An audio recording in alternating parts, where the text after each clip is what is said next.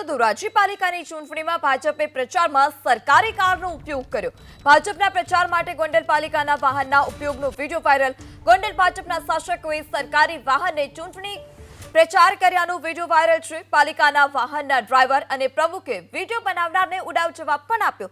Video બનાવનાર યુવકને ચૂંટણી પંચમાં ફરિયાદ કરવા પણ ધમકી આપી હોય તે પ્રકારનો આરોપ છે। આ વિડીયો પણ સામે આવ્યો છે કે જાગૃત નાગરિકે આ વિડીયો બનાવ્યો હતો ત્યારે જે પાલિકાના પ્રમુખ છે અને ડ્રાઈવર છે તેઓ ઉડાવ જવાબ આપતા હોય તે પ્રકારના દ્રશ્યો અને તેઓએ કહ્યું કે અમે કોઈ સરકારી કામથી અહીંયા નથી આવ્યા, અમે અમારા ખાનગી કામથી અહીંયા આવ્યા છીએ અને તે દરમિયાન તેઓએ સરકારી ગાડીનો ઉપયોગ કર્યો છે। ત્યારે અનેક સવાલ પણ અહીંયા ઉઠી રહ્યા છે કે ભાજપ જો કોઈ પણ વસ્તુ કરે, પ્રચારમાં સરકારી ગાડીનો ઉપયોગ કરે તો ચાલે, તો સામાન્ય નાગરિક પાસેથી શા માટે કોઈ પણ જે ગેરરીતિ હોય છે અથવા તો કોઈ અન્ય ભૂલથી કોઈ પણ કામ થઈ ગયું હોય ત્યારે તેમની પાસેથી દંડાત્મક કાર્યવાહી કરવામાં આવે છે, તેમના સામે ગુનો દાખલ કરવામાં આવે છે।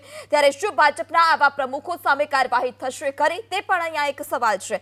કારણ કે જે વિડીયો બનાવનાર છે તે વિડીયો બનાવનારને પણ ઉડાવ જવાબ આપ્યો છે। આગળના જો દ્રશ્યો જોઈએ તો પ્રચાર માટે જે પ્રમુખ આવ્યા હોય તે પ્રકારના આ દ્રશ્યો છે। મોટી સંખ્યામાં કાર્યકરો અને તેમના સમર્થકો પણ પ્રચાર કરતા હોય ડોર ટુ ડોર તે પ્રકારના દ્રશ્યો, પરંતુ જે પાલિકાના પ્રમુખ અને ડ્રાઈવર છે કે તેઓ ઉડાવ જવાબ આપી રહ્યા છે ને તેઓ કહી રહ્યા છે કે અમે અહીંયા પ્રચાર માટે પણ નથી આવ્યા, અમે અમારા ખાનગી કામ માટે આવ્યા છીએ અને તમારે એવું હોય તો ચૂંટણી પંચમાં ફરિયાદ પણ કરી દો। આ પ્રકારના તેઓ ઉડાવ જવાબ આપતા પણ જોવા મળ્યા છે। ત્યારે તેમની સામે કાર્યવાહી થશે કે નહીં તે પણ એક સૌથી મોટો સવાલ અહીંયા ઊભો થઈ રહ્યો છે। હવે સ્થાનિક સ્વરાજ્યની ચૂંટણી આગામી દિવસોમાં યોજાનાર છે ત્યારે ડોર ટુ ડોર પ્રચાર પણ ઉમેદવારો કરી રહ્યા છે તેમના સમર્થકો અને કાર્યકરો સાથે। ત્યારે ફરી એક વખત ધોરાજી પાલિકામાં ચૂંટણીમાં ભાજપે સરકારી ગાડીનો ઉપયોગ કર્યો હોય તે પ્રકારનો આ વિડીયો।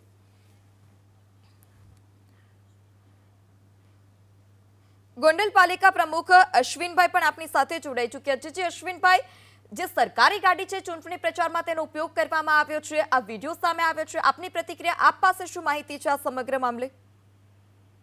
હેલો જી, અવાજ આવી રહ્યો છે અશ્વિનભાઈ આપને? હા હા હા મેડમ, આવી ગયો જી અશ્વિનભાઈ, જે પ્રકારે આ વિડીયો સામે આવ્યો છે કે ચૂંટણી દરમિયાન જ સરકારી ગાડીનો ઉપયોગ કરવામાં આવે છે પ્રચાર માટે, આપ પાસે કોઈ માહિતી છે ખરી આ બાબત? હા હા મેડમ છે।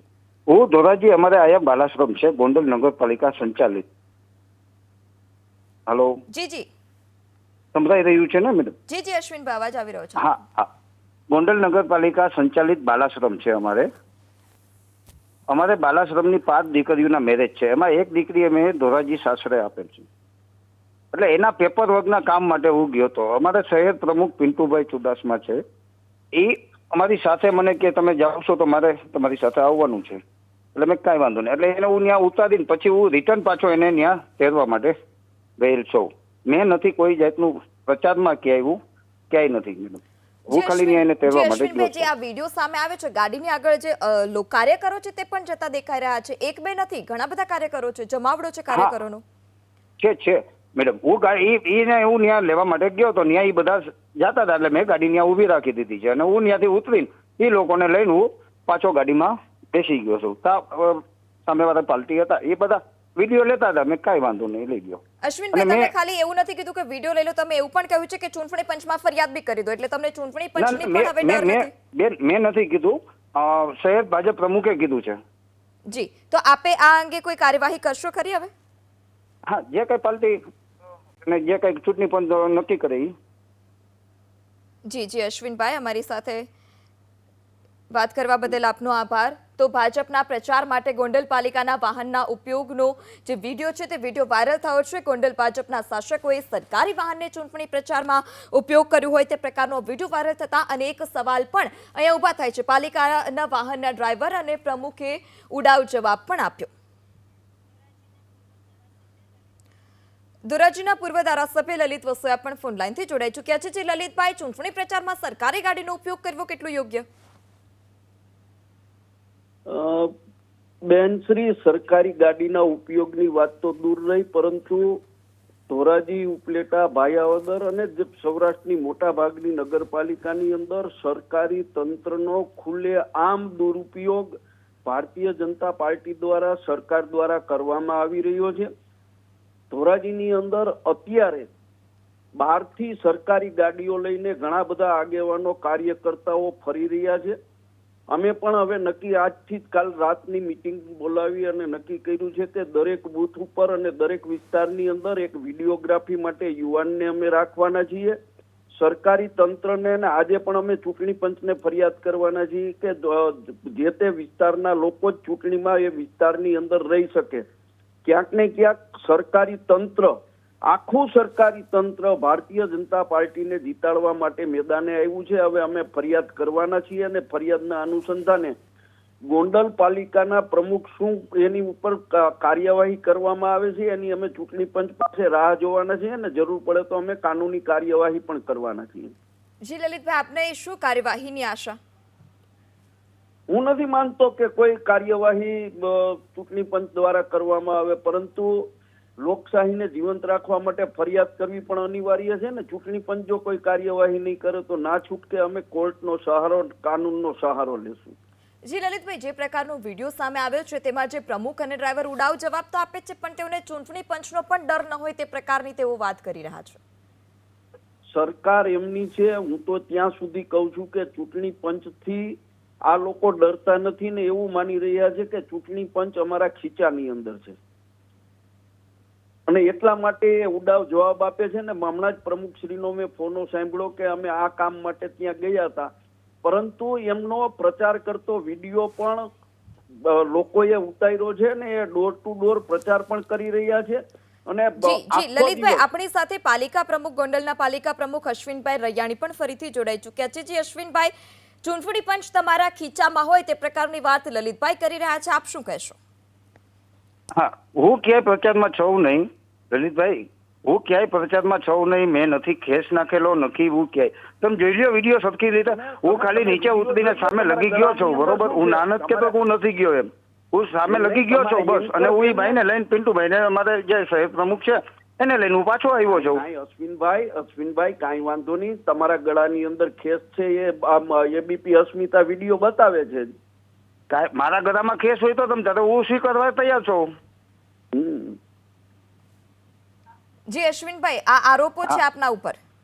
હા હા, તમે જોઈ લ્યો ભાઈ લલિતભાઈ, તમે વિડીયો સરખી રીતે જોઈ લ્યો. મારા ગળામાં ખેસ હોય તો હું સ્વીકારવા તૈયાર છું. લલિતભાઈ, અમીરભાઈ કોટડિયા હતા અને ભાઈ પિન્ટુભાઈ કોટડિયા, પિન્ટુભાઈ ચુડાસમા હતા. એના ગળામાં ખેસ છે. હું એ બેને લઈને આવું છું એની સાથે, બસ એ વિડીયો છે.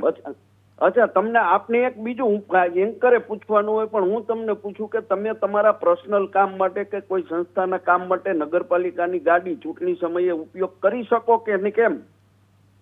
હા લલિતભાઈ, અમારે ગોંડલમાં નગરપાલિકાની ચૂંટણી નથી, બરોબર? એટલે અમારે ગોંડલમાં નથી, પણ જ્યાં ચૂંટણી છે ત્યાં તમે પણ મારી જેમ રાજકીય માણસ છો અશ્વિનભાઈ. નગરપાલિકાની, ગોંડલની મોટી નગરપાલિકાના પ્રમુખ છો, સમજદાર ને સમજુ માણસ છો. તમે ધોરાજી નગરપાલિકાની ચૂંટણી આલે છે ત્યાં તમારી ગાડીનો ઉપયોગ કરી શકો કે ન કરી શકો? લલિતભાઈ, હા, એમાં એવું છે, હું બાલાશ્રમના કામ માટે દીકરીઓને અમે એક ધોરાજીમાં સારું કામ કરો છો તમે, પણ તમે ઉપયોગ કરી શકો કે કેમ એમ? હું તમને ના, પર્સનલ કામ માટે હું ઉપયોગ ન કરી શકું. અત્યારે તો અશ્વિનભાઈ તમે પર્સનલ કામ માટે જ ગયા હતા ને, વિડીયોમાં પણ સામે આવ્યું છે. પર્સનલ કામ માટે નથી ગયો ને પિન્ટુભાઈને. હું ના નથી કહેતો, હું ત્યાંથી રસ્તામાંથી નીકળું છું બાયપાસ. અશ્વિનભાઈ, તમે તમારા સ્ટેટમેન્ટ પર ખરા નથી ઉતરી રહ્યા, ગોળ ગોળ જવાબ આપી રહ્યા છો.